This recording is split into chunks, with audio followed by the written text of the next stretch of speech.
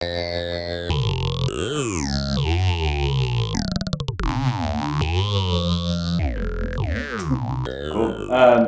Hello, Charmaine. Really good to be chatting. Yeah, it's so nice to be here. It's a conversation we've wanted to have for quite a while. Yeah, maybe we can just begin by, you want to let us know like who you are and what your work is? Sure. My name is Charmaine Chua. I am a Singaporean writer and organizer. I'm based in the US at the University of California, Santa Barbara.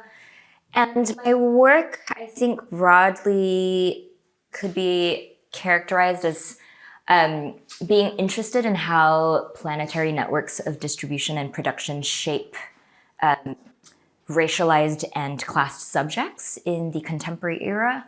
And in the two current projects that I'm working on, I do this through the lens of logistics, thinking about how the logistics industry has become a corporate form that has shaped both seafaring and maritime industries from the decolonization era to the present, as well as how it shapes the American working class in the current age under a kind of expansion of Amazon.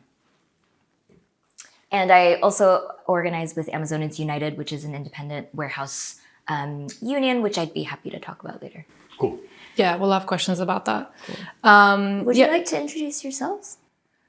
Sure. Go ahead. Hi, I'm Jacob. Me and Miriam work together. We began working together on a project mapping seafarer abandonment, which is like a very specific form of maritime labor exploitation taking place around the world. And I think from that interest, we've expanded to like a wider kind of project called Liquid Time, which is largely around like projects that kind of just like stem from our interest in logistics and time and temporality, and thinking about logistics really as like a project of time management at a planetary scale. Yeah, that was perfect. All right. I'm Miriam. Yeah, but same. I mean, we work together. They're your words I borrowed probably. Yeah.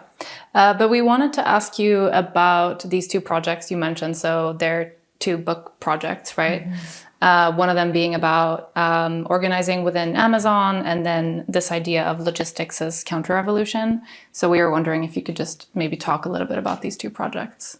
Sure. So the first book, which is my monograph that I've been working on for 10 years now, is called Logistics Counter-Revolution: Fast Circulation, Slow Violence, and the Trans-Pacific Empire of Distribution.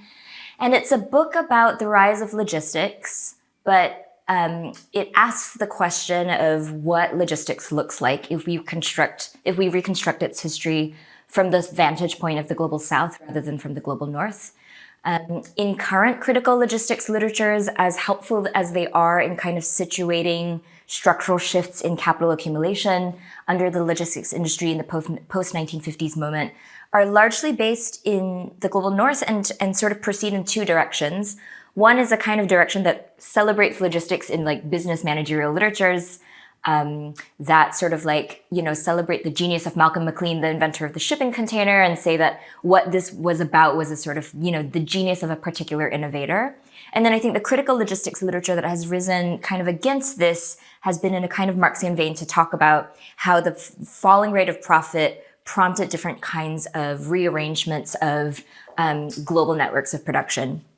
And I look at this moment and ask how it is that as the container was invented in 1956, what was happening in the global south were massive movements for decolonization, huge social movements and struggles, particularly around questions of economic sovereignty. And there is a particular kind of strand of those struggles that were primarily waged around maritime industries and a bid for maritime nationalism. So I look at those moments and I think through both the archive and through ethnography to ask, what does a kind of logistical mode do to shift empire from a period of formal dominion into a period of informal trade, where trade becomes a way to sort of replace the kind of formal forms of colonial land dispossession and ecological dispossession into a kind of demand for the constant movement of goods. And so in various ways, I kind of trace that history both in Southeast Asia and sort of more peripherally around the world, to basically argue that what containerization did was kind of become a response, in essence, to the political risks of investing in commodity production in the global south. it kind of then moves into ethnography, and I actually haven't quite figured out yet how the book laces, but it felt really important to not remain kind of ensconced in a colonial history and to think about sort of what the consequences of that initial push for logistics means for the ways in which seafaring labor is constructed today, and what it means for sort of thinking about the world as it is, as we have it. And I think that kind of was what moved me into the Amazon book project. The work for me around the logistics industry really started in the maritime world. And then I think as an organizer in various kind of left and labor movements across my adult life, I sort of realized that it's really hard to organize seafarers as an outside subject. And given that I don't live by a port and don't sort of have continuing relationships with longshoremen, it felt both ethically and politically more strategic and more necessary to organize with people where I am in Santa Barbara and in California.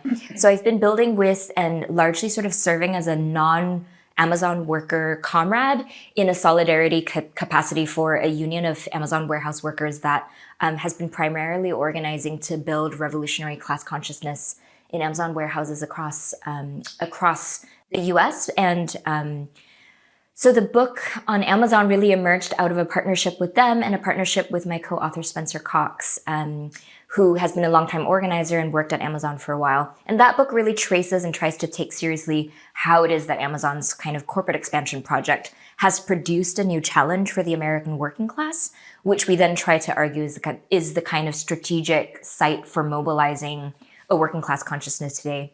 That book moves a little bit further away from the logistics industry and more into kind of a leftist engagement with the American left. And the primary impetus for that book was, why are we losing so badly? and why is it that despite a recognition that class matters as a category to organize around, most anti-racist movements are sort of disconnected from the question of class, and class-based movements are often disconnected from the questions of race. And we really try to sort of map the ways in which Amazon's footprint in the working class sort of requires us to think the two together. Cool. Wow. I mean, like, I haven't read your book because it doesn't exist yet, but like of what I've heard you speak about it, it feels like one of the central arguments is that this so-called like logistics revolution that people date to the 70s with the rise of the container and Malcolm McLean, etc. For you, that's actually a counter-revolution. Like, could you talk a little bit more about that? Yeah.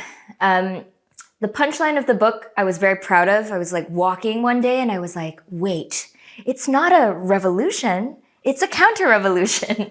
And I think the thought came about because I've been reading a lot of Italian autonomists for whom every business innovation is always in some form a reaction to workers' rebellions. And in sort of tracking and thinking about that move, right, to say that everything that occurs in kind of capitalist innovation is really produced by and in response to the threat of political and worker strikes made me realize that logistics has a kind of similar form and made me want to kind of trace it. And so that's kind of where I went to the archive. So the way that I argue about the logistics counter-revolution is to basically trace a moment in the 1960s. And I look only at Indonesia right now, but I think this can be certainly extended to many other places that did and made similar kinds of moves.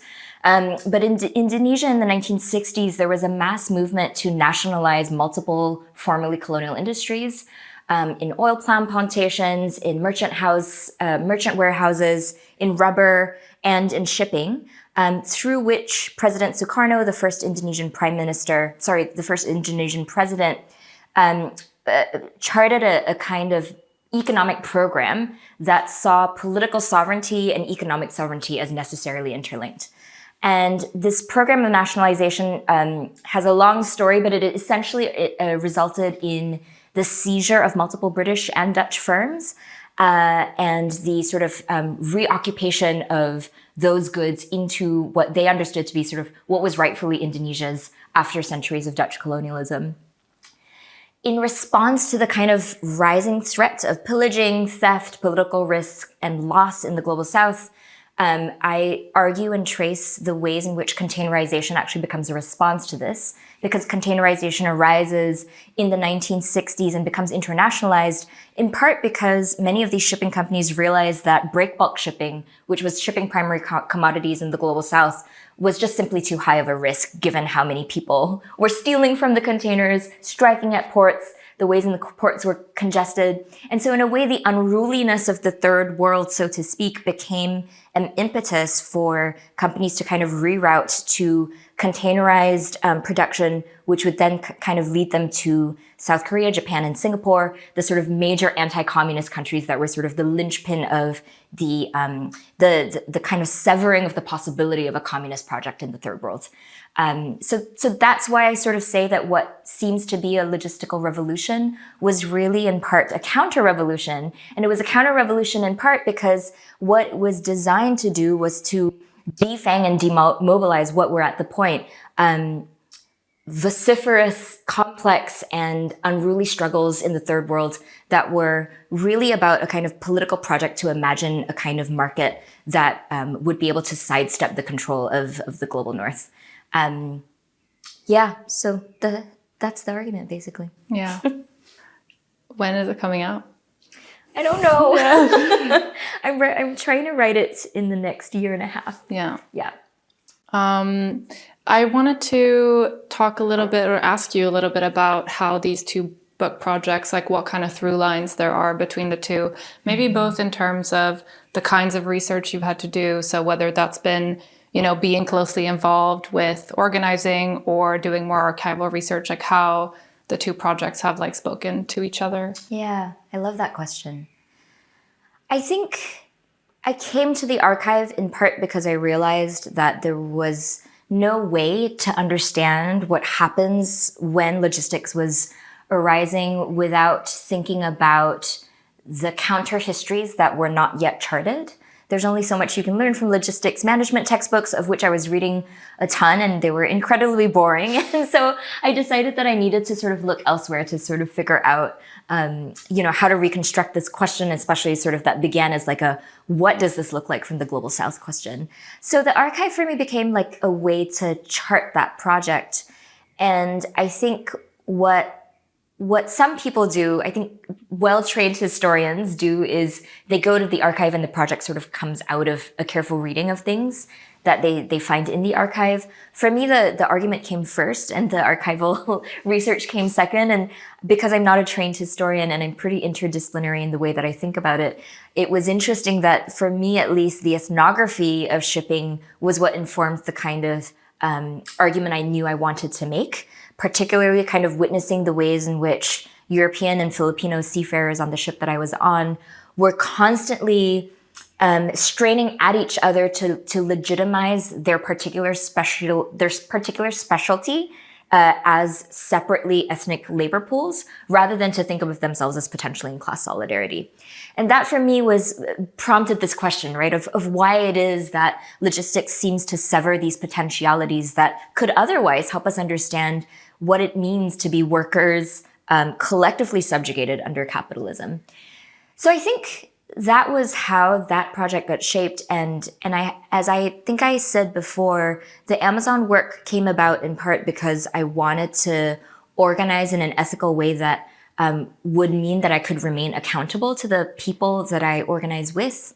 And so the way I've been thinking about the Amazon project is to really think about research as an insurgent tool and to ask what it might mean not to center the scholar in the way that I think a lot of the recent fetishization of the scholar activist tends to do, which is that, people will be like, I'm a scholar activist. And what they mean is they've attended 3 Black Lives Matter marches or something like that. And in those kinds of constellations, increasingly universities have gotten really good at incentivizing community-based research to the point at which grounded radical commitments become sort of like instrumentalized and siphoned into changing what the university wants to say about itself. And I think in a mode of refusal, I've been trying to think about how research can actually be a militant and insurgent tool to actually equip workers to both rebel against their own conditions, but in the act of researching also politicize the research itself. And so part of that work has been involved with teaching undergraduate researchers how to do various kinds of mappings of Amazon warehouses, but to also run interviews through the mode of the workers' inquiry. And the workers' inquiry was really meant, this was one of the last things that Karl Marx wrote before he died, was really meant to be not just an interview, but an interview that politicized. And as it asked questions, it was meant to develop workers' own sense of their ability to strategically map their own warehouse and what was preventing them from sort of organizing more collectively. And so in the process of the interview, I've sort of watched both undergraduate researchers and the interview subjects realize that what they've done in the process is to constitute each other as political subjects. And so for me, it was an interesting moment in the middle of the research. The University of California graduate workers, academic workers went on strike, including my student researchers, who also went on strike during the project. And there was a way in which I think seeing research as an insurgent tool encouraged a kind of militancy against the institution as well. And so for me, it's both been a kind of pedagogical mode to both organize within my own shop, which is the university, but to also sort of bring that and bridge that into the Amazon work and to make it accountable to and to primarily serve the Amazon workers who ask for modes of political mapping that allows them to better understand the conditions of work that they're under. Cool. I mean, this question is to some extent a continuation of that, but to loop back to what you were talking about before about how it's difficult to be an outside organizer within maritime space because port towns tend to be quite far removed from cities. They tend to be very, very specialized. They tend to be more and more opaque spaces, right? My question is when thinking about logistical organizing, how does your experience of organizing on the more kind of terrestrial side of the supply chain through Amazon, does any of that translate to the more kind of planetary space of shipping? Or is there some kind of blockage there? That's such a good question. I'd be really interested to hear if you have thoughts about this as well. My experience is that what scholars want to think about as the interconnectedness of the global supply chain at a planetary scale doesn't really translate to how workers understand their own conditions in the warehouse. Your immediate struggles are right in front of you. And so I think the effort to kind of step outside of that picture is not one that is at the forefront of your mind if you're in the terrestrial space. And in Amazon warehouses in particular, one of its particular spatial challenges is that Amazon preys on cheap land and cheap labor, often seeking ways to build in incentivized tax credit zones where suburbs who are hungry for revenue kind of try to use various kinds of state subsidies to attract Amazon's investment. And what that means is that most Amazon warehouses are in the exurbs of cities, with populations that largely commute between 1 to 3 hours just to get to work. And so I think for them, the spatiality that they think about is much more about their connection to other Amazon warehouses and an analysis of what that spatial network produces. But increasingly, I think it's useful to think about the planetary, in part because it's not just a gesture. It is also the fact that Amazon has recently bought a private port, which it intends to use to kind of sidestep the Port of LA's longshore unionized labor and to find ways and they've started to invest in shipping as well. So I think that there is a very sort of specific strategic corporate angle to this that requires us to think about how and why it is that Amazon's desire to capture the market through the maritime space also requires warehouse workers to understand themselves as linked to that space. But I don't know. I guess I would say that it's a real challenge, and it was a challenge even within the maritime industry, witnessing how sailors understood longshore workers. The sailors that were on the ship I was on frequently said quite disparaging, if not completely racist things about longshoremen. And likewise, longshoremen seem to have almost no connection with seafarers. And that's partly sort of shaped by the condition of the work, right? Especially after 9/11, sailors don't find it harder and harder to gain shore leave. They very rarely actually interact with longshore workers for much longer than the sort of, tram ride that they take to the port entrance. And so there's, I think, an imagination of solidarity that's really rich in kind of early historical work on dock workers' solidarity in the 18th to 19th centuries that I think hasn't been taken up seriously as a kind of very different condition now, given the ways that shipping labor is constructed. But I don't know if I can turn the question back to you. I'd love to hear. I mean, while you were talking, I was thinking about there was that ship in the 90s, I think it was in the port of Long Beach, where it was Indonesian workers and they did like an onboard strike. So as the ship was docking, they pulled out their flags and they refused to connect up the hose to unload the oil from the ship. But that would have only worked had they also trusted the longshoremen on their side to also kind of like not play their part and refuse to also unload the ship, right? And they did. And I think that's a nice, like, because, you know, it's difficult to strike on a ship. It's a very remote workplace. It's very easy to bypass, like, you know, just things around you. It's like always been a historical problem. But I think that's one of those nice stories where it did work out, because there was a kind of like, without any communication, there was just some sense of trust, I guess. I'm hearing like certainly less and less of that now. Probably because port conditions have changed, because there's just less contact, because stopover times are much less. One thing I hear from a friend who works at the ITF is one issue that we have is, you know, ITF being a confederation of unions, like unions mean very different things in different countries, and for a lot of the countries where like they're recruiting and training seafarers really, really heavily, so particularly in the global south, they function kind of more like HR agencies rather than like meaningfully helping workers in any way, right? Yeah. I don't know if you have anything to add, absolutely. Yeah, I mean, I think I was curious because I know you've written about, so I was curious maybe more about, or also about the parallels in like organizing strategies or tactics. So maybe, like, I think the point you raise about there being a perhaps quite scholarly tendency to want to see the planetary and to see the totalizing, and that's really different from how maybe like a worker will understand themselves like in a warehouse. But I also think, because I know you've written about, I'm trying to think of these examples, I think it was in one of your articles, about like which warehouses in the US, like which Amazon fulfillment centers or warehouses matter the most, or like depending on, or like which ones will block maybe an entire like greater Chicago versus one that might have like a much more local impact.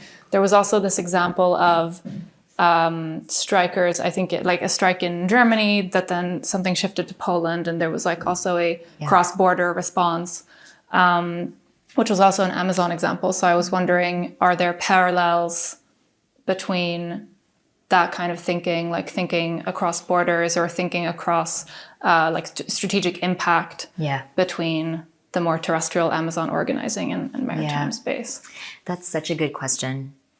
Yeah, I think that what I hear you asking is that how does mapping the Amazon expansion strategy give us ways to think about the totality of the supply chain as a network rather than sort of the prospect of organizing individual warehouses?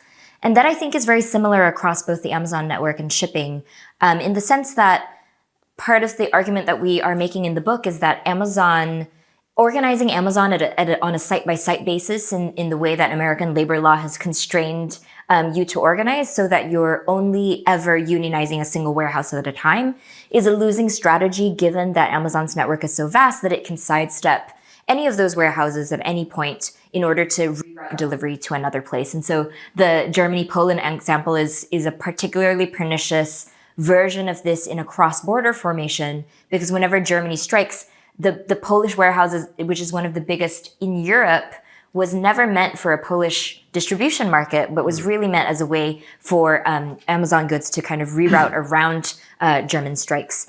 And so I think that in many ways, that kind of system of global labor arbitrage and a system of global offshoring is embedded deeply in the maritime industry, and certainly in the ways in which seafarers are constrained by any possibility of sort of having more direct and militant union action is I think constrained by the prospect of you always being passed over for the next seafaring population. And on the ship that I was on, sort of in the middle of the trip, it was announced that the German company that owned the ship was about to flag out from Germany and into a flag of convenience in Panama.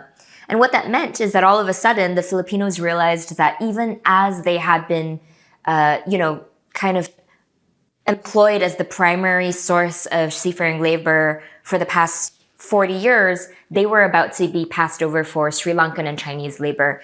And there is always, I think, this kind of critical sense of one's vulnerability to a industry that moves on roller skates. And I think that kind of spatial fix in the way that logistics has provided this particularly malleable, flexible network, which I think both of you in your work have also talked about, provides a way for logistics becomes the terrain through which capital can constantly sidestep the growth of labor's bargaining power.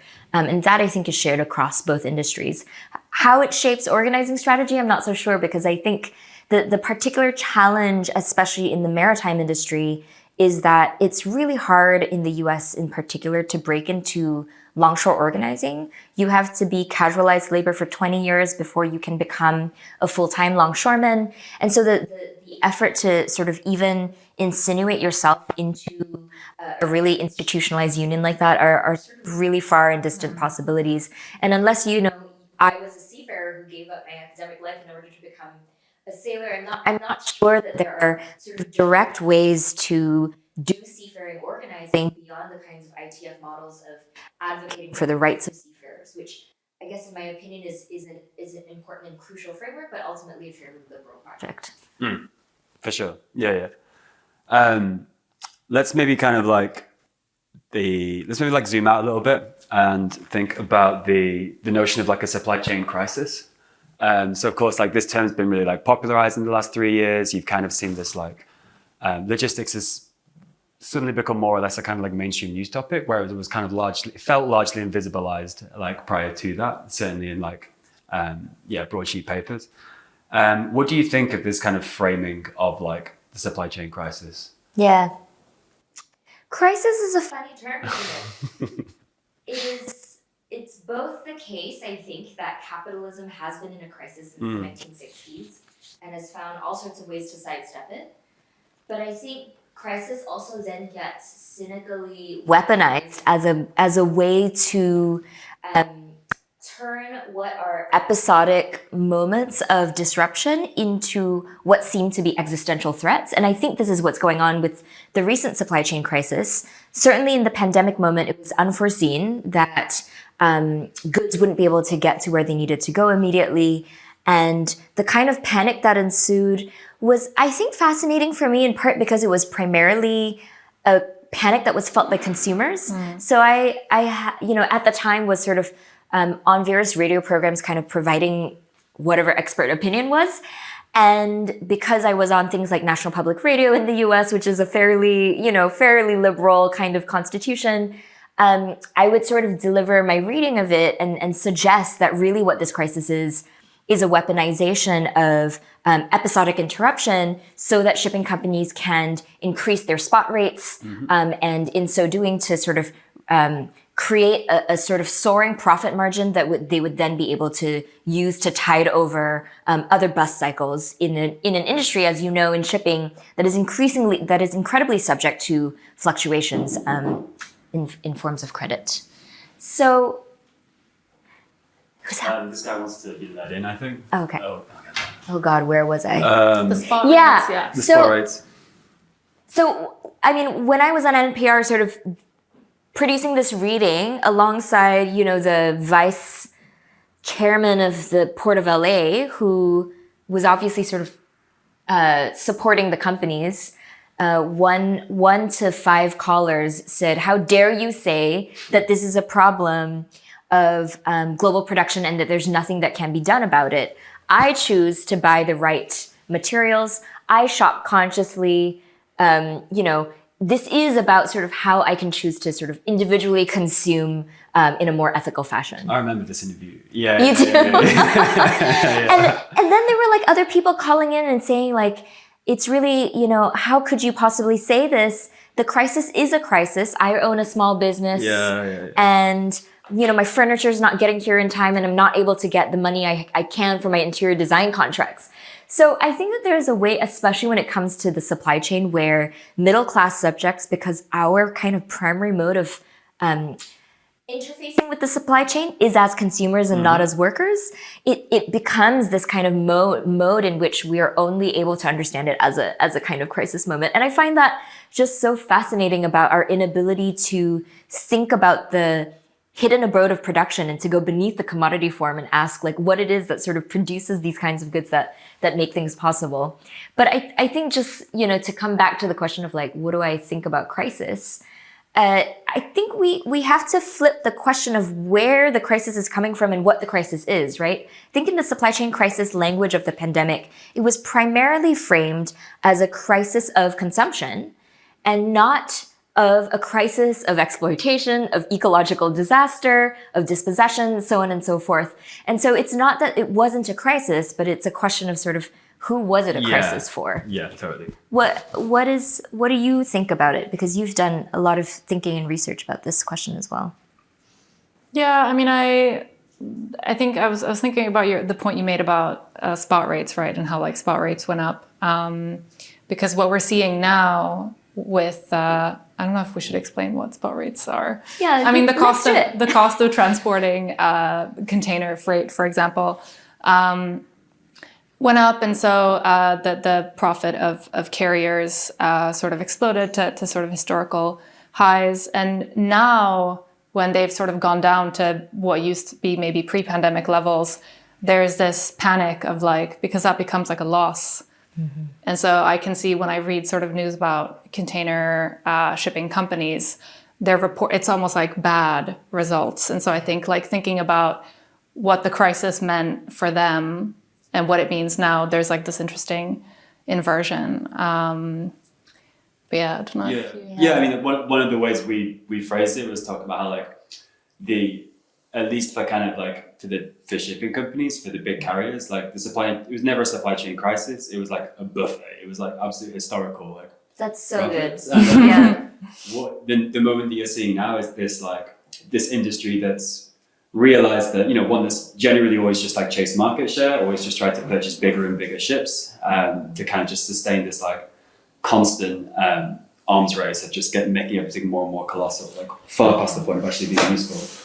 Now it's kind of having this moment where it's like, oh wait, like we made a lot of money and we did that. We ordered all these ships, but now there's way too much capacity, and we can't justify charging like 400% of what we did in 2016 anymore. Right. So what you're seeing now is like people reckon we're at the start of a kind of like huge tidal wave, no pun intended, of like ship breaking. So people just like crashing like perfectly serviceable ships just to like lower the capacity, just to kind of like keep that rate propped up.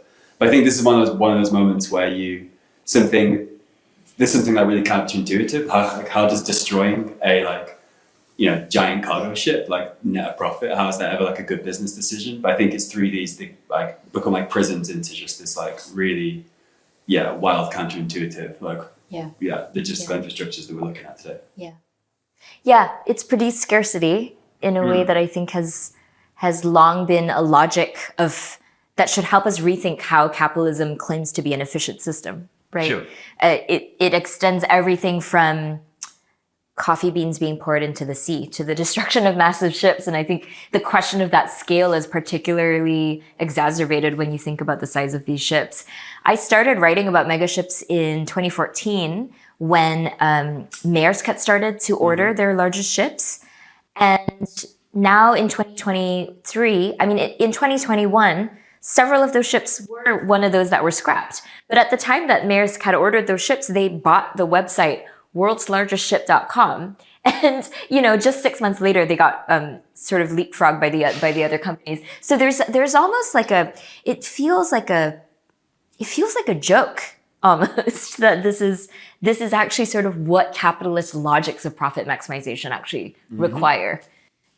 Yeah, for sure. Yeah, I agree that the more you research container shipping dynamics, the more you're like, how is this?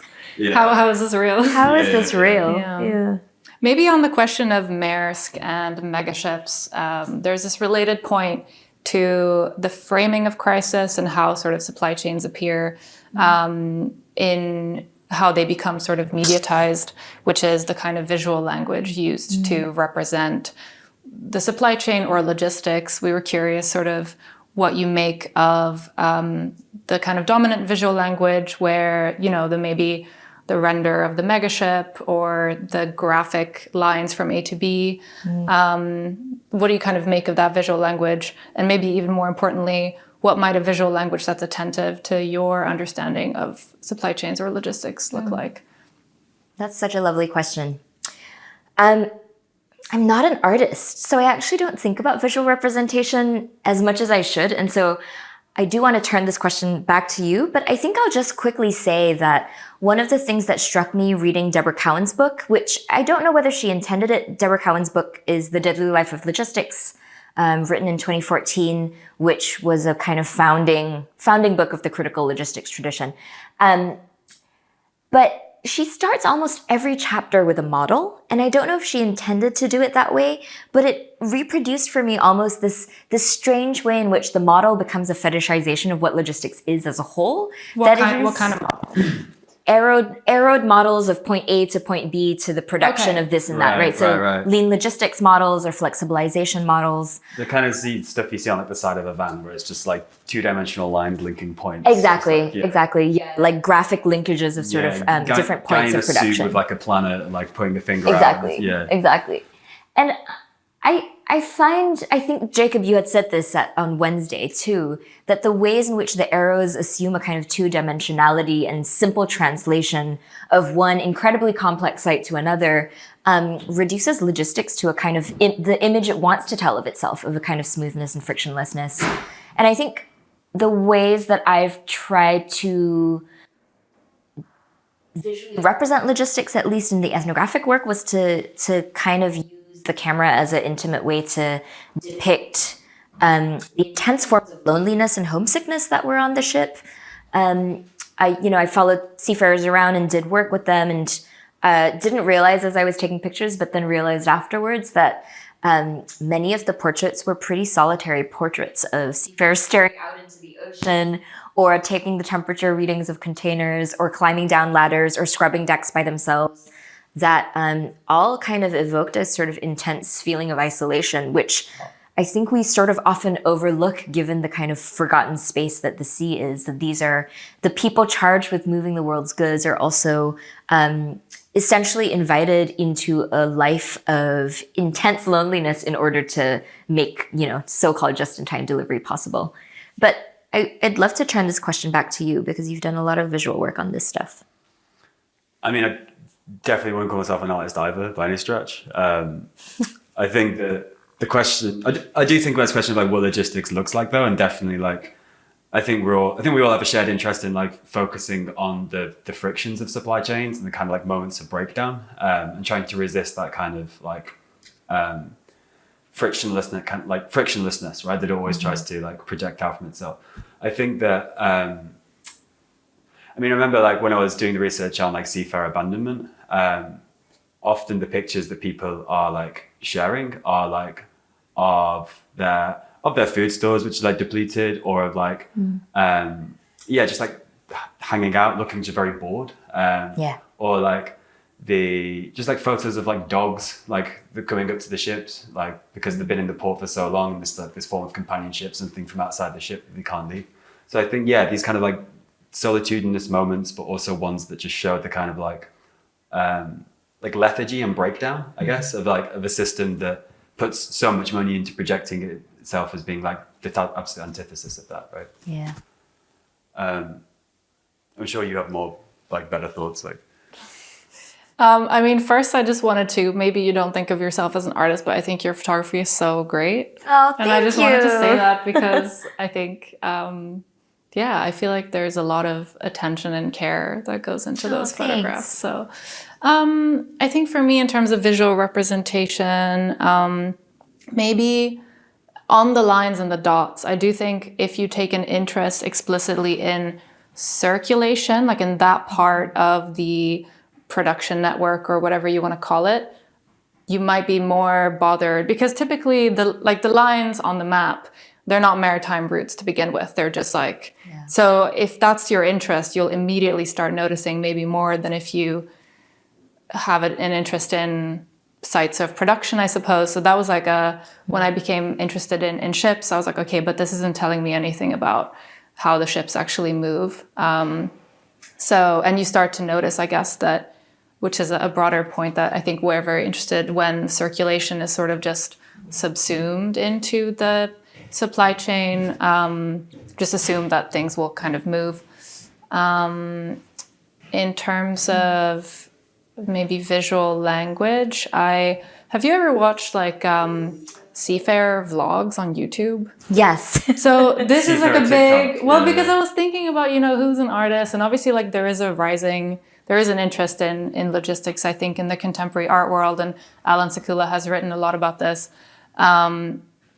But I sometimes, I used to, during lockdown, like I spent like a long time watching a lot of those vlogs, and I was thinking like, this is a form of like visual and, maybe you don't have to call it artistic production, but there's a lot of time that goes into the editing work of like this depiction of life on board. I've learned so much from those videos. Yeah.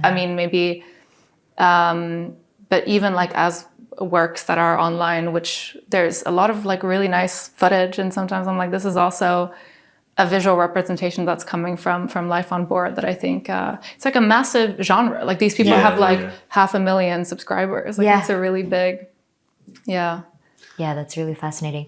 I think that the one thing, this is maybe sort of outside of the question of visual representation, but one of the things that I felt a tension with is that when you focus on the visual of the isolation of the seafarers, you forget about the social reproduction that's happening in the home and the seafaring wives who are often sort of child caring for 6 to 9 months at a time by themselves, effectively made into single mothers, because their husbands are away at sea. So there's, I think, something interesting to think about where we think the site of logistics is, given that so much of logistics is actually hidden in the home of, seafaring partners who never sort of feature as the kind of primary protagonists of these things that we think about. Yeah, this is a question we've been like looking at for a while, which is, one thing that happens within abandonment is that like you have seafarers who haven't been paid for like 9 months, a year, like more.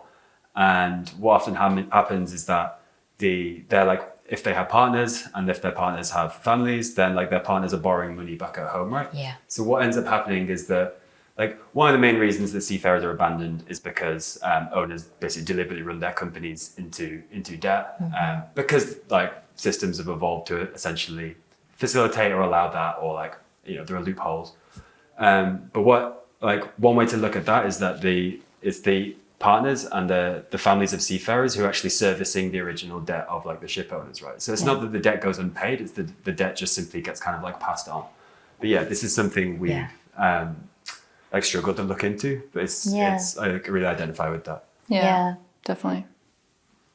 Just one thing on the question of the kind of like visual archiving of like logistics, or what logistics looks like. I remember there was one like amazing week where I had access to like Marine Traffic Pro, like the trial. It was like best week of my life. But like, yes, we should resist the line. But I remember like looking at the historical like AIS tracks of these abandoned ships, and you just have like a circle going round and round and round for like 9 months as the ship goes like gets moved around by the tide. And there's something fascinating about how like 9 months of this ship just going around in a circle still somehow generates value for someone, right? It's like, it's one of those really counterintuitive operations of capital that I feel reveal a lot.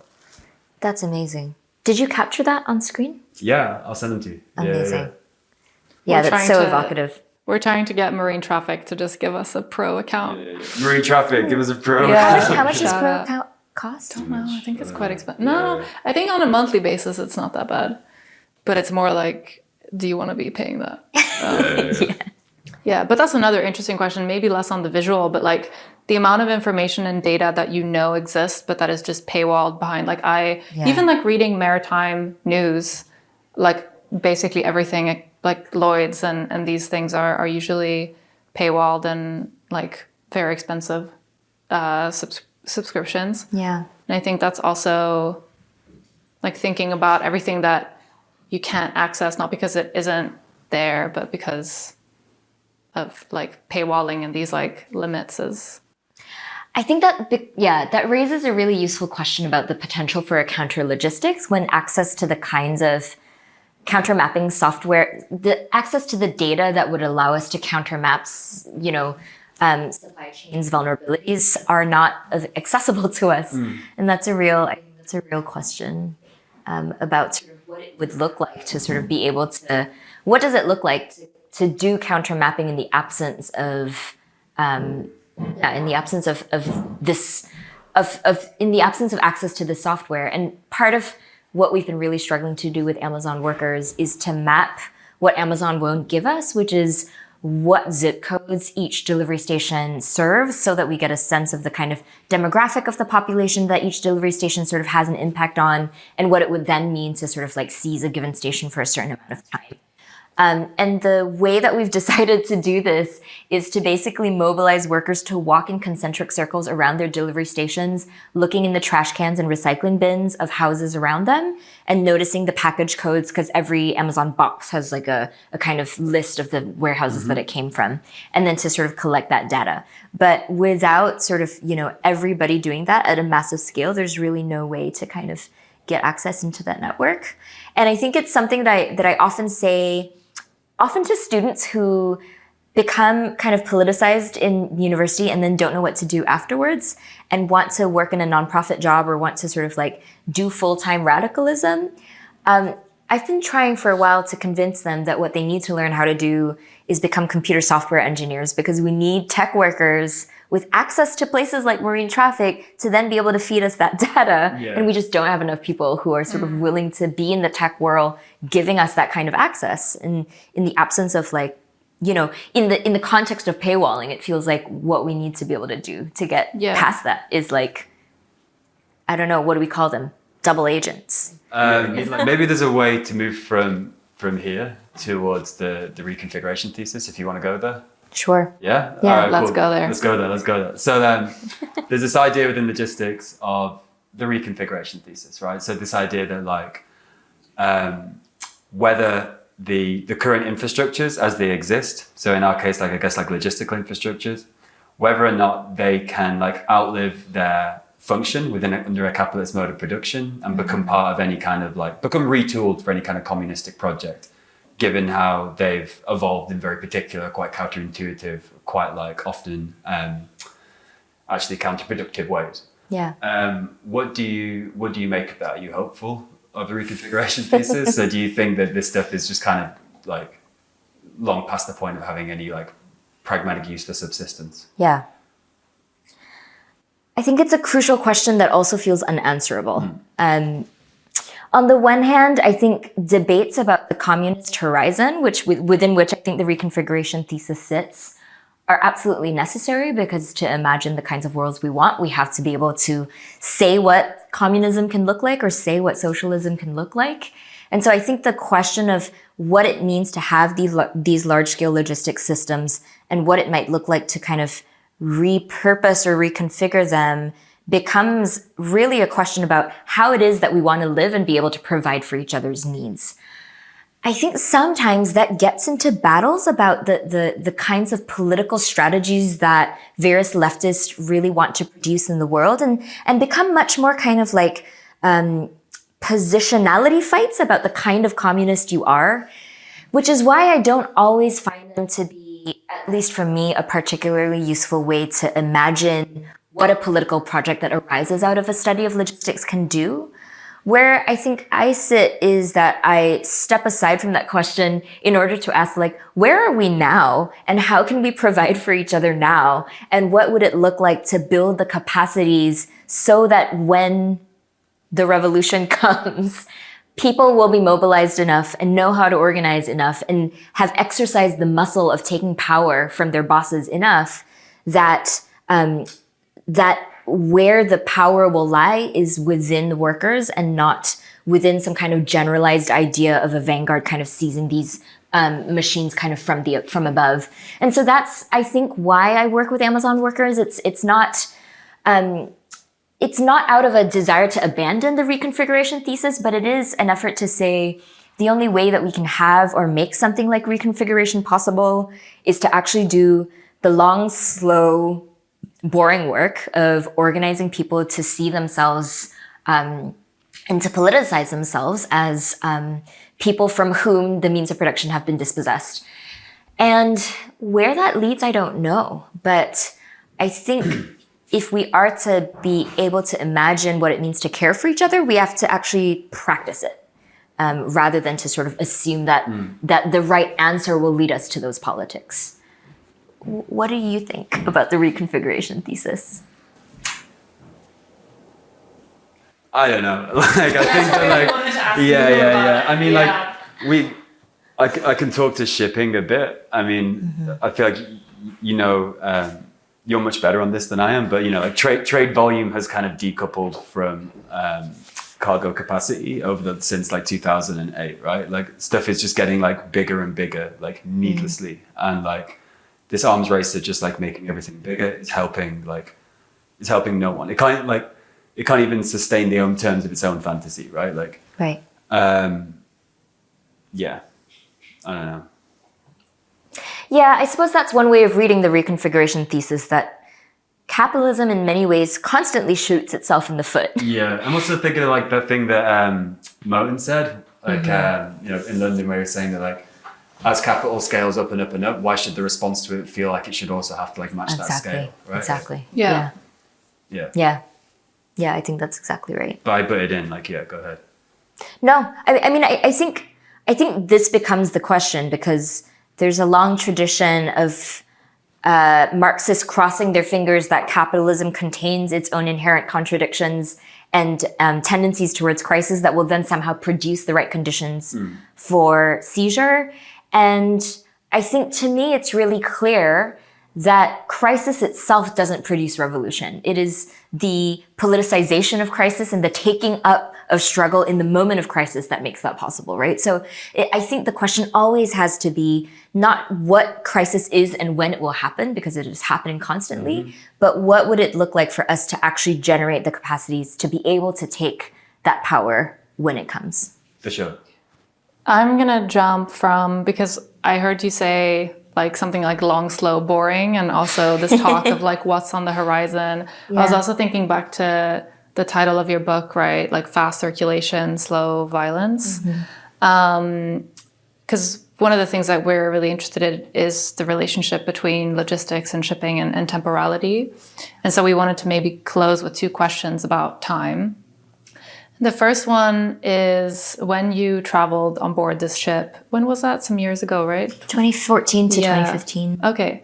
We were wondering what being on board this long voyage, like how that made you think differently, or just think about the relationship between shipping and time. Or maybe even time in your own experience. I can imagine that was also... Yeah.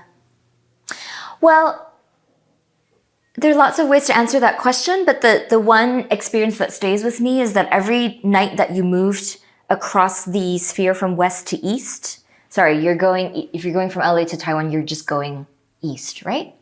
I'm really bad at cardinal directions. You're in the fold of the map then. You're in the fold of the western Yeah, map. exactly. So like, you're in the fold, But you were shifting forward the clock an hour every night at 10 p.m. And that meant that if you were on watch duty as a sailor, your workday got extended by an extra hour each day. That's in a way that's unaccounted for by the wage.